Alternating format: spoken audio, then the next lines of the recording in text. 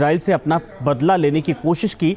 सवाल यही है कि क्या ईरान और हूती भी अब कुछ बड़ा प्लान तैयार कर रहे हैं?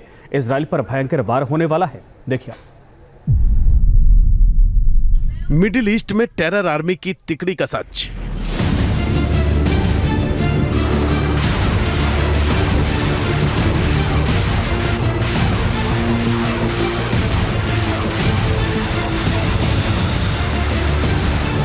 पहला रॉकेट,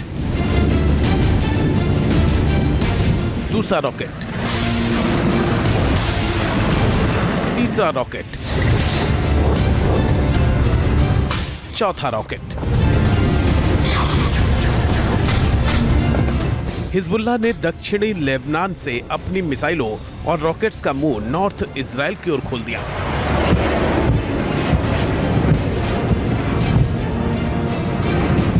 हिजबुल्लाह ने इजराइल के ठिकानों को टारगेट करके एक के बाद एक 320 रॉकेट दागे।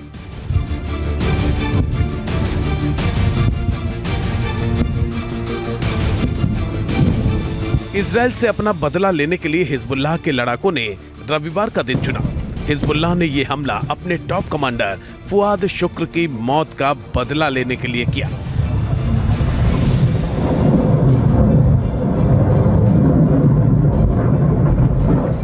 हिजबुल्लाह ने पहले ही इजराइल को चेतावनी दी थी कि वो अपने कमांडर का बदला लेकर रहेगा और इसकी रणनीति लगातार हिजबुल्लाह के टॉप कमांडर बना रहे थे। नॉर्थ इजराइल के ठिकानों को जब एक एक करके हिजबुल्लाह ने टारगेट करना शुरू किया तो इजराइल की सांसें उखड़ने लगी। अफरा तफरी का माहौल मच गया। हिजबुल्लाह के हमले के बाद इजराइल के रक्षा मंत्री योव गैलेंट ने 48 घंटों के लिए इमरजेंसी की घोषणा कर दी। राजधानी तेल अवीव के बेन गुरियन एयरपोर्ट को बंद करते हुए आने जाने वाले सभी फ्लाइट्स को 90 मिनट के लिए रोक दिया गया। हालांकि बाद में सेवाएं वापस शुरू कर दी गई। हिजबुल्लाह के हमले के बाद प्रधानमंत्री बेंजामिन नेतन्याहू ने कैबिनेट की बैठक बुलाई और हिजबुल्लाह को करारा जवाब देने की बात कही है।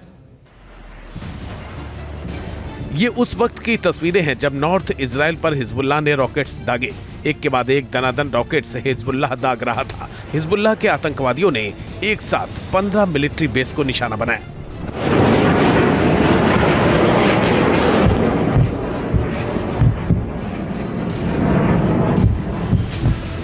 वीडियो में देख सकते हैं कि कैसे पूरा शहर रॉकेट हमलों और बम धमाकों से दहल उठा। आग के शोले फूट रहे थे। हिजबुल्लाह के लड़ाके तबाही मचाने पर आमादा थे। हिजबुल्लाह ने इजराइल के 15 से ज्यादा अहम सैन्य ठिकानों पर हमला करने का दावा किया है। हिजबुल्लाह का दावा है कि उसने उत्तरी इजराइल में मेरोन एयरबेस, पश्चिमी गैलीली, गोलन हाइट्स, जालोन बेस, साहिल base, Syrian Golan, Nafah base, Yardena base, Ein Zeitim base और अल राहिब में इजराइल के सैन्य ठिकानों और सर्विलांस साइट को निशाना बनाया और हमला करके इन्हें तबाह कर दिया। कई मिलिट्री साइट पर हिजबुल्लाह ने ड्रोन और आर्टिलरी शेल से ही डायरेक्ट हमला किया तो कई साइट पर ताबड़तोड़ रॉकेटों की बौछार की।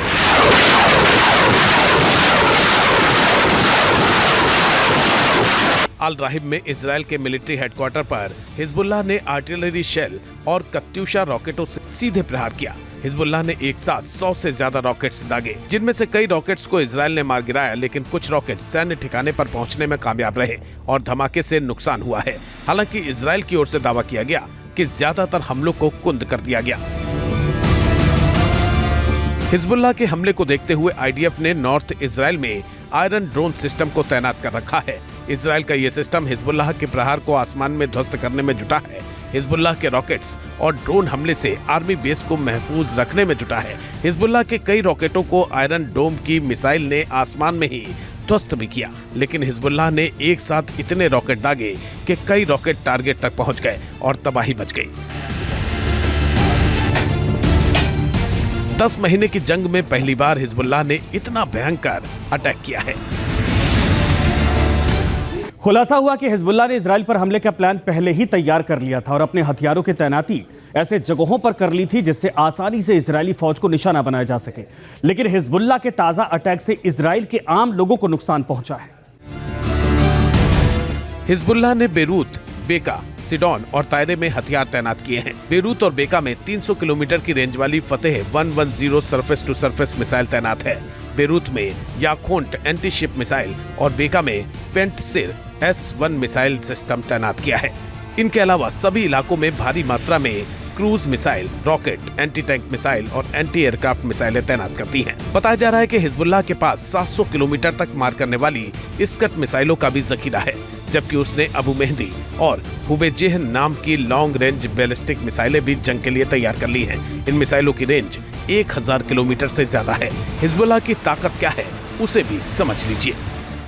हिजबुल्लाह कितना खतरनाक है, कितना ताकतवर है, ये हम आपको समझाते हैं। दरअसल 1 lakh highly trend fighters Hezbollah के पास मौजूद हैं। आप समझ सकते हैं कि इसीलिए बार बार जब अटैक करता है तो इस ताकत का वो नुमाइश भी करता है। 1.5 लाख रॉकेट और मिसाइल सिस्टम भी इसके पास मौजूद हैं। 40 से 700 किलोमीटर की रेंज वाली मिसाइलें भी इसके बेड़े में मौजूद है। एंटी एयरक्राफ्ट मिसाइल सिस्टम भी हिजबुल्लाह के बेड़े में है। इन सब के अलावा एंटी टैंक हथियार भी बाकायदा इनके पास मौजूद है। एडवांस एंटी शिप मिसाइल भी इनके साथ इनके पास है। इसके अलावा T-55, T-62, T-72 जैसे टैंक भी हिजबुल्लाह के पास मौजूद है, जो इसे घातक बनाते हैं। साथ में सुसाइड ड्रोन और ग्रेनेड लॉन्चर भी बाकायदा इनके पास मौजूद है। कुल मिलाकर यह है कि लेबनान में जो हिजबुल्लाह है वो वाकई में खतरनाक है, जो इजराइल के लिए इस वक्त परेशानी बना हुआ है। हिजबुल्लाह पर टूट पड़े 100 वायुवीर।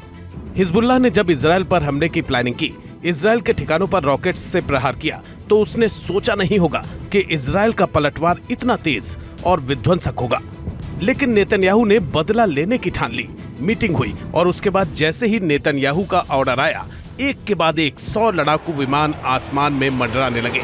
दक्षिणी लेबनान का आसमान फाइटर जेट की आवाज से गूंज रहा था तो जमीन पर विध्वंसक विस्फोट हो रहा था। ये इजराइल के सैनिकों का बदला था जो उन्होंने फौरन लिया। हिजबुल्लाह के जिन ठिकानों पर इजराइल ने अटैक किया, उससे आतंकियों की रूह कांप गई।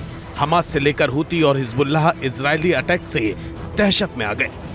इजराइल ने ये हमले चुपके से नहीं किया, बल्कि इससे पहले बाकायदा वार्निंग दी गई। आईडीएफ ने चेतावनी जारी कर लोगों को हिदायत दी कि वो उन इलाकों को खाली कर दें जहां हिजबुल्लाह एक्टिव है। इसके बाद मिसाइल से लेकर बमों की बरसात होने लगी। इजराइल की फौज ने लेबनान बॉर्डर पर हिजबुल्लाह के 200 से ज्यादा ठिकानों को उड़ा दिया। Hezbollah terrorist organization preparing to fire missiles, rockets towards Israeli territory. In a self-defense act to remove these threats, the IDF is striking terror targets in Lebanon from which Hezbollah was planning to launch their attacks on Israeli civilians. This follows more than 6,700 rockets, missiles, and explosive UAVs fired by Hezbollah at Israeli families, homes, and communities since October 8th. Hezbollah will soon fire rockets and possibly missiles and UAVs towards Israeli territory. दक्षिणी Lebanon में Israeli हमले की ये नई तस्वीरें हैं। दक्षिणी Lebanon के नकौरा शहर में इजराइल ने भयानक बमबारी की है। हिजबुल्लाह के मोर्चे पर तो इजराइल ने फौरन ही पलटवार किया, लेकिन ऐसा नहीं है कि इस वक्त इजराइल पर केवल हिजबुल्लाह के मोर्चे पर ही मुसीबत है, बल्कि इससे बड़ी परेशानी तो ईरान से हो सकती है। बिना ईरान की रायशुमारी के हिजबुल्लाह ने इतना बड़ा हमला नहीं किया होगा। जाहिर है हिजबुल्लाह ने अपने कमांडर की मौत का बदला लेने की कोशिश की, लेकिन इजराइल पर अभी खतरा टला नहीं है, क्योंकि ईरान का बदला अभी बाकी है। इस्माइल हानिया की मौत के बाद से ईरान काफी गुस्से में है। ईरान की ओर से बार बार ये बात कही गई है कि वो हानिया की मौत का बदला लेगा। ईरान की तरफ से इसकी प्लानिंग भी लगातार बनाई जा रही है। अब सवाल यही है कि क्या इजराइल पर अगला हमला ईरान की ओर से होगा? ईरान की धमकी को देखते हुए अमेरिका ने इजरायली न्यूक्लियर साइट डिमोना की सुरक्षा खुद अपने हाथों में ले ली है और अपने दोनों एडवांस डिफेंस सिस्टम थार्ड और पेट्रियट को एक्टिव कर दिया है। इसके अलावा ईरान के करीब अमेरिका का एयरक्राफ्ट कैरियर थियोडोर रूजवेल्ट भी अलर्ट मोड पर है, जिस पर तैनात F-18 फाइटर जेट को इजरायल की न्यूक्लियर साइट डिमोना की सुरक्षा की जिम्मेदारी सौंपी गई है। हालांकि जानकार मानते हैं कि ईरान जैसे खतरे के सामने थार्ड और पेट्रियट सिस्टम ज्यादा देर काम नहीं करने वाले हैं, क्योंकि ईरान ने पिछले 10 सालों में अपने मिसाइल कार्यक्रम को बहुत आगे बढ़ा दिया है। वो दुनिया की विध्वंसक ड्रोन पावर तो है ही, मगर अब वो तेजी से अपनी मिसाइलों पर काम कर रहा है। अभी हाल ही में उसने फतेह 2 नाम की हाइपरसोनिक मिसाइल टेस्ट करने का दावा भी किया था। डिफेंस एक्सपर्ट्स के मुताबिक ईरान की फतेह 2 मिसाइल को ही इजरायल की न्यूक्लियर साइट के लिए सबसे बड़ा खतरा माना जा रहा है। बेशक ये मिसाइल सिर्फ 1500 किलोमीटर तक मार करती है, लेकिन ईरान इसे युद्धपोत से दागकर इजराइल के किसी भी ठिकाने को निशाना बना सकता है। इसमें ईरान की पहली मिसाइल है सेजिन, जिसकी रेंज 2500 किलोमीटर तक है। डिमोना साइट इसकी सीधी रेंज में आती है। दूसरी मिसाइल है खैबर, ये 2000 किलोमीटर दूर तक हमला कर सकती है। तीसरी ईरानी मिसाइल का नाम शहाब 3 है, ये भी 2300 किलोमीटर दूर तक तबाही मचा सकती है। जबकि ईरान की गद्र मिसाइल भी 2000 किलोमीटर दूर तक विध्वंस मचाने की ताकत रखती है। इसके अलावा ईरान की ड्रोन पावर को भी हल्के में नहीं लिया जा सकता है, क्योंकि ईरान अपने आत्मघाती ड्रोन्स का लोहा यूक्रेन युद्ध में मनवा चुका है, जबकि रूस को दिए गए इन ड्रोन्स ने नाटो के बड़े बड़े हथियारों को तबाह कर दिया। अब आपको दिखाते हैं ईरान का ड्रोन पावर। दरअसल क्या क्या इस वक्त ताकत उसके पास मौजूद है। सबसे पहले नंबर 1 आता है मोहजिर 10। ऑपरेशनल रेंज अगर इसकी बात करें 2000 किलोमीटर के आसपास है। और इसके बाद नंबर 2 पर है शाहिद 156। इसकी ऑपरेशनल रेंज है 2500 किलोमीटर। इसके जद में इजराइल आ जाता है। कमान 22 की बात करें तो ऑपरेशनल रेंज इसके 3000 किलोमीटर है। तीसरे नंबर के मिसाइल ड्रोन है। और चौथे नंबर में गाजा ड्रोन का नंबर आता है। ऑपरेशनल रेंज इसकी बात करें 2000 किलोमीटर के एरिया में मार कर सकता है ये। कर्रार ड्रोन नंबर 5 पर आता है। ऑपरेशनल रेंज इसकी है 1000 किलोमीटर। और इन सब के अलावा ये जो 5 घातक ड्रोन मिसाइलें हैं, ये ईरान को और ज़्यादा ताकतवर बनाती हैं और ख़तरनाक बनाती हैं।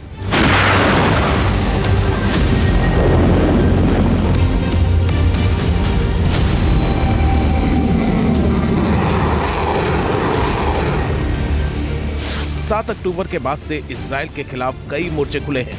उन्हीं में से एक है यमन का हूती विद्रोही। हूती भी इजराइल को अपना सबसे बड़ा दुश्मन मानता है, तभी तो वो इजराइल की सुरक्षा में जुटे अमेरिका से भी पंगा लेने से नहीं डरता। जब से इजराइल की फोर्स ने हूती को होदेदा पोर्ट पर हमला किया है, तब से हूती भी बौखलाया हुआ है। वो इजराइल पर अटैक करना चाहता है। इजराइल ने होदेदा पोर्ट पर ड्रोन से हमला किया था, और अब जब हिजबुल्लाह ने इजराइल से बदले की कार्रवाई शुरू कर दी है, तो जहन में एक ही बात उठ रही है कि क्या अब हूती भी